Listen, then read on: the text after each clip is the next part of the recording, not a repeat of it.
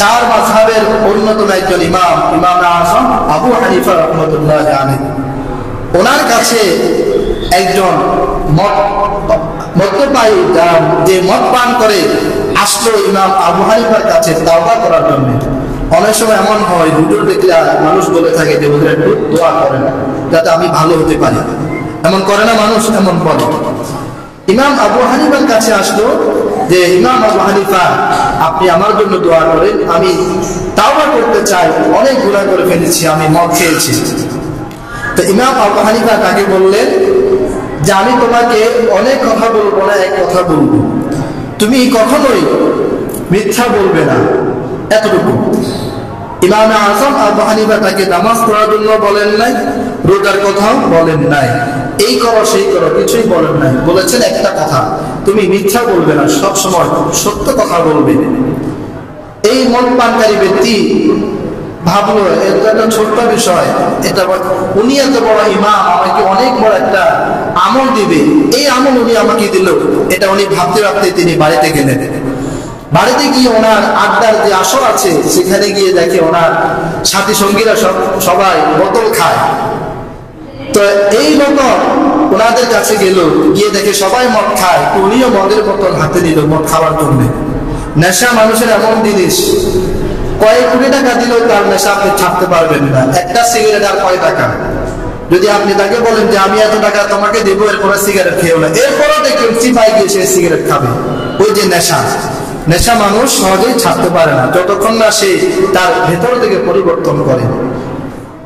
এই মদ পানকারী আবু হানিফার কাছে কথা দিয়ে আসলো যে সেই কখনো আর মিথ্যা বলবে না। এখন এখানে সে মদের বোতল হাতে নিল খাওয়ার জন্য। হঠাৎ তার মনে পড়লো, মদ যদি আমি খাই, তো ইমাম আবু হানিফা তো উনি একা বসেন না, ওনার মাদ্রাসা আছে, অনেক ছাত্র সামনে বসে। উনি যদি আমাকে পরে জিজ্ঞেস করে মদ খেয়েছে কিনা, তখন আমার কাছে দুইটা অপশন, বলবো সত্য কথা যে খেয়েছি, এই কথা বললে সকলের সামনে আমাকে লজ্জিত হতে হবে, সবাই জানবে আমি মদখোর। আর যদি বলি খাই নাই, তাহলে মিথ্যা হয়ে যাবে, যেহেতু আমি খেয়েছি তাহলে মিথ্যা হয়ে যাবে। লোকটা একটা আমল দিল, আমি যদি এটাই না মানতে পারি তো আর কি বলবো। তিনি আর মদ খেলেন না, রেখে দিলেন।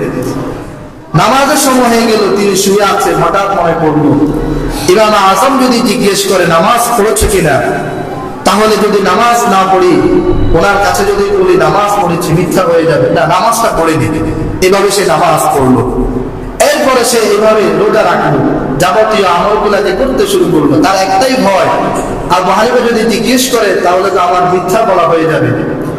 অনেকদিন পর সে ইমাম আবু হানিফার কাছে আসলো। ইমাম আবু হানিফা জিজ্ঞেস করলেন মদ খেয়েছে কিনা, ওই আগের কথাই জিজ্ঞেস করলেন। তখন সে ডাক দিয়া বললেন, আল্লাহু আকবার, হে আবু হানিফা, আমি জানতাম আপনি আমাকে জিজ্ঞেস করবেন। আপনি একটা কথা আমাকে দিয়েছেন যে মিথ্যা বলবো না। আমি এই কথার উপর এমন ভাবে অটল ছিলাম, এমন দৃঢ় প্রতিজ্ঞাবদ্ধ ছিলাম যে আমি মদ খাই না, কারণ মদ খেয়ে আমি আপনার কাছে আসলে আমাকে মিথ্যা বলতে হবে, আমি মিথ্যা বলবো না। আবু হানিফা জিজ্ঞেস করলেন, এই কয়েকদিন নামাজ পড়েছো?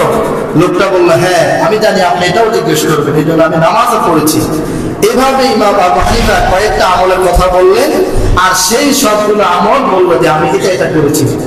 কিতাবের মধ্যে এসেছে এই লোক আল্লাহ পাকের একজন বড় ওলি হয়ে পৃথিবী থেকে ইন্তেকাল করেছে। সুবহানাল্লাহ। এই যে একটা কথা যে মিথ্যা বলা যাবে না, কারণ ইসলামের প্রত্যেকটি আমল একটার সাথে আরেকটার সংযুক্তি, একটাকে আরেকটা টানে। আপনি একটা করলে আরেকটা আপনাকে করার জন্য টানবে, আর একটাও যদি না করেন একটাও করতে পারবেন। এটাই হচ্ছে ইসলামের একটা সুন্দর নিয়ম। মুহতারাম হাজিরিন, আমরা আলোচনা করছিলাম যে সত্য কথা আমরা বলবো, কখনোই আমরা মিথ্যা বলবো না।